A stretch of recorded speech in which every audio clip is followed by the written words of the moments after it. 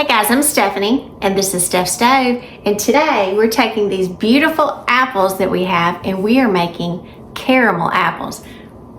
Just what you think of when you think of fall and kind of getting towards the Halloween, Thanksgiving season is this wonderful caramel apples.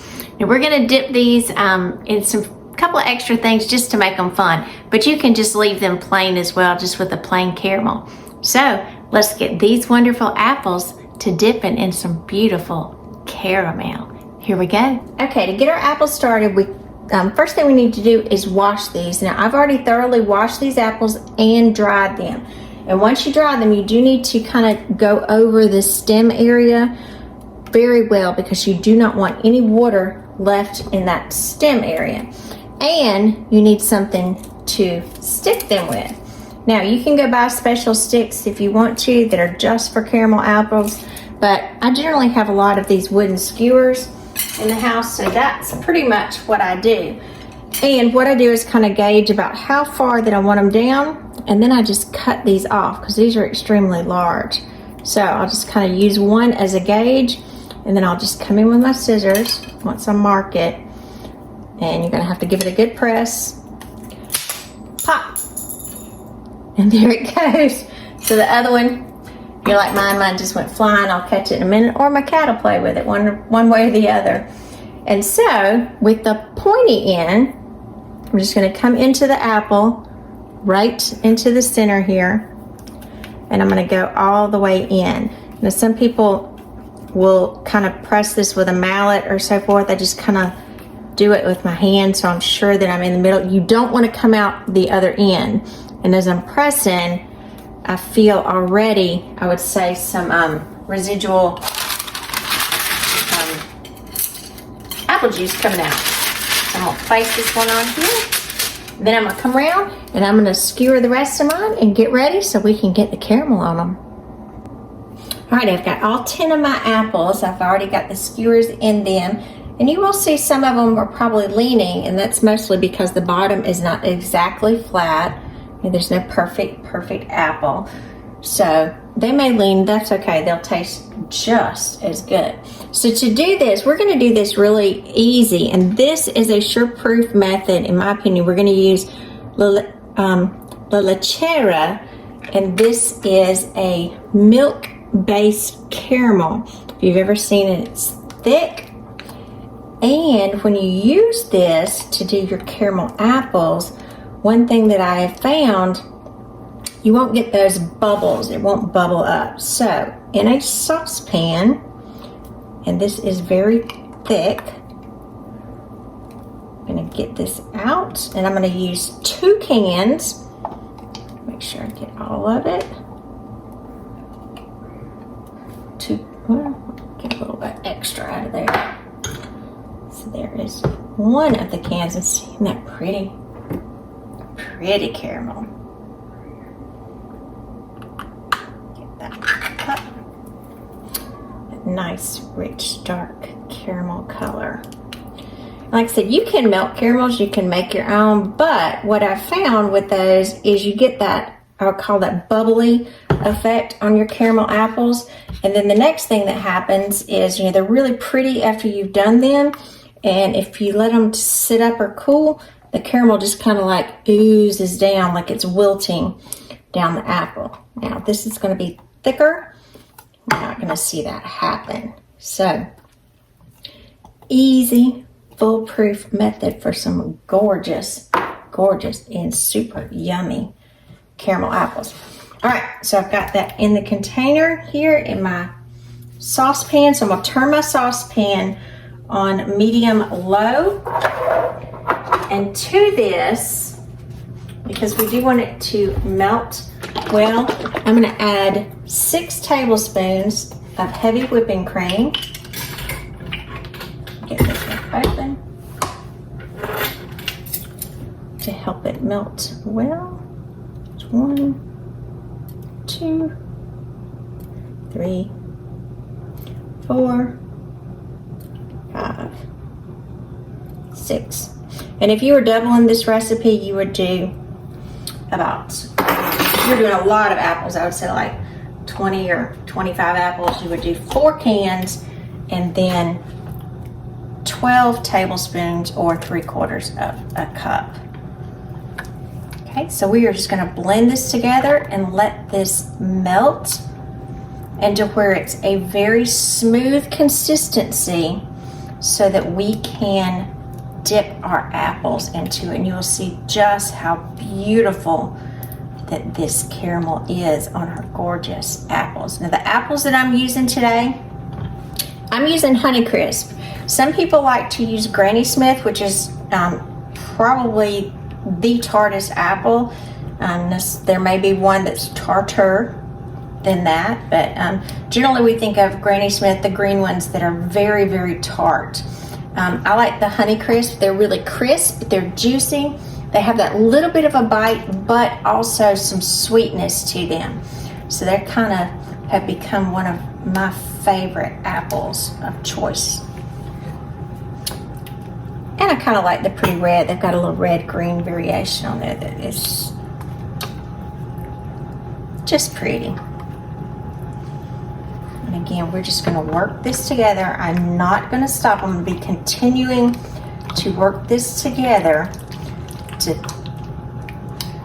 kind of let this caramel loosen up just a little bit for several minutes. Because again, it's so thick you could definitely not dip or anything else at this point.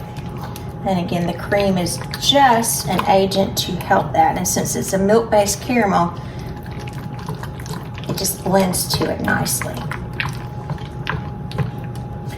But this is not something you'll walk away from. It's also not something that you should stop stirring at any time, because this could go from being really perfect to burning. That's certainly not what we want. So I'm actually stirring from the lifting from the bottom each time, not just stirring on the top.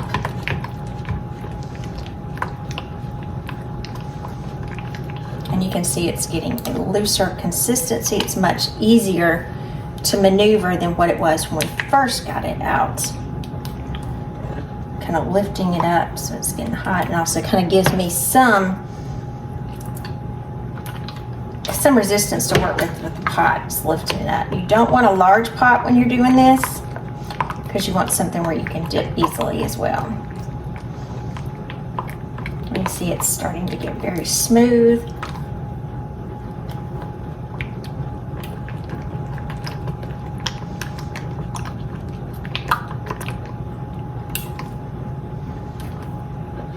Whew. Can't give you a workout because the caramel is thick.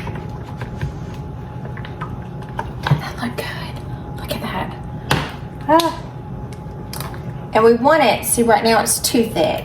What we're trying to do is get to a consistency where it will almost, I would say, pour. But right now, like I said, see, it's entirely too thick. So this is, we're not quite there yet. We're getting close. Getting closer. It's loosening up.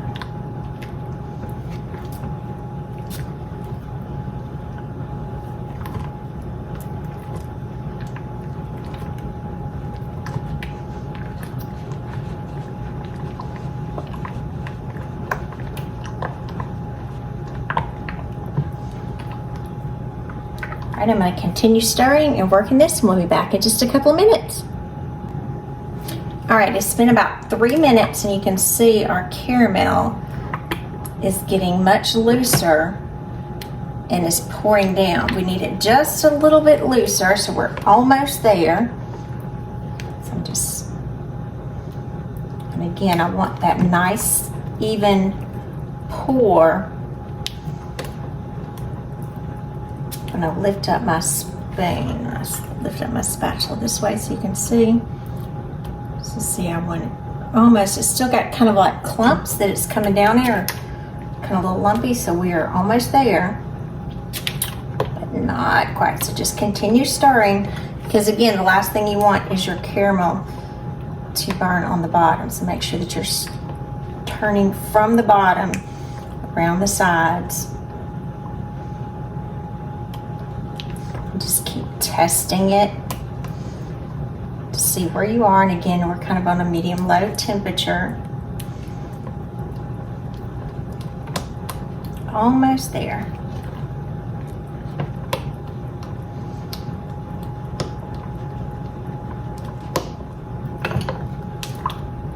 Evenly distribute that heat too.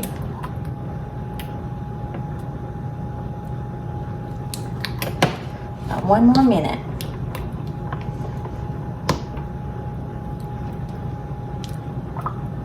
A pretty caramel color. Isn't that beautiful? Just makes you think of fall, hay rides, apple picking. We won't get to do too much of that in the South, but we have to go to North Georgia to do that, which is fun too.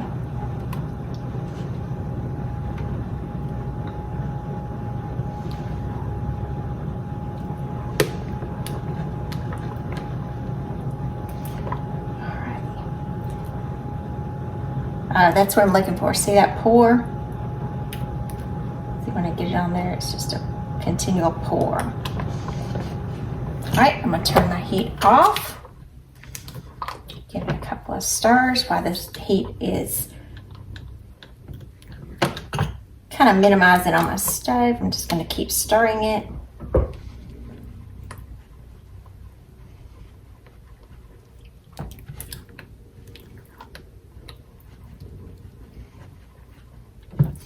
Make sure everything is incorporated.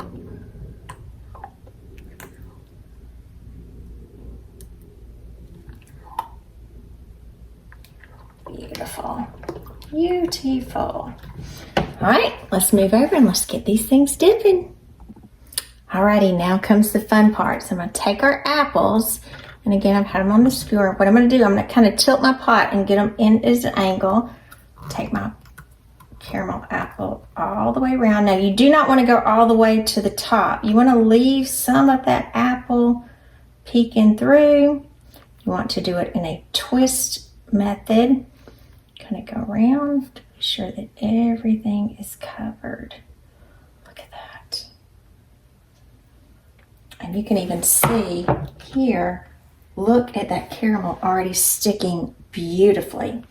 Now, for some of these, and I'm going to do this immediately, I'm going to put the base of them in pecans. So you can just roll just a little bit around the edge to get the pecans around the caramel. Look at that. Beautiful. Beautiful. Put that out there for him to dry. Then we're going to keep going, and we'll go with another one. And this other one I'm going to do a little differently. Go in again. You're turning. You're not getting all the way to the top. You're just turning so we can still see that beautiful apple, because you want people to be able to see what kind of apple it is. Over there to the side. Kind of brush it off at the bottom. And this one I'm going to dip into chocolate chips. So this one is going to have a little chocolate chip bottom. That's going to be around there. So I'm going to get through, and we're going to dip the rest of these beautiful apples and look at our finished product of our beautiful, beautiful caramel apples. They're so easy, and you will see nice and thick. Perfect apples. Perfect, perfect, perfect. Perfect apples. There we go. Let's keep going. I'm Stephanie, and this has been Steph Stove. For today, we made these beautiful and very easy caramel apples. Now, these caramel apples, like I said before, using the LaLechera milk-based caramel won't allow that bubbling, and it's a thick caramel that's just all over the apple, and so good. Some of them I dipped in chocolate just on the very bottom, just where you have that base for it to hold. And then a few of these I dipped in chocolate and pecans. And here you can do peanuts if you like to. That's pretty good. Or plain is always good. So I had some plain, and some all different ways. They do need to sit up for at least about 15 minutes at room temperature, and then after that you can put them in the refrigerator. This caramel will not be that hard, kind of pull out your teeth kind of caramel. It's going to be soft and just kind of luxurious and just yummy. So remember, I'm Stephanie, and this has been Steph's Stove. I was going to taste some of this caramel. That's good. Oh man, that's good. Don't forget to lick the spoon. It's always the best part. So we'll have to bite into these later, and we'll share them with some friends as well. And I have one that's going to a special friend of mine. It's one of my friend's little granddaughters, who is probably one of my biggest fans. She watches all my videos. So Cheney, one of these is coming to you. So I can't wait till you get to enjoy it. She's only 4, so it's pretty exciting for her. So remember, I'm Stephanie. This has been Steph's Stove. Give us a thumbs up. Click that subscribe button for more great content like this. And remember, Steph's Stove, we're making memories one dish at a time. Thanks for watching, guys. Bye.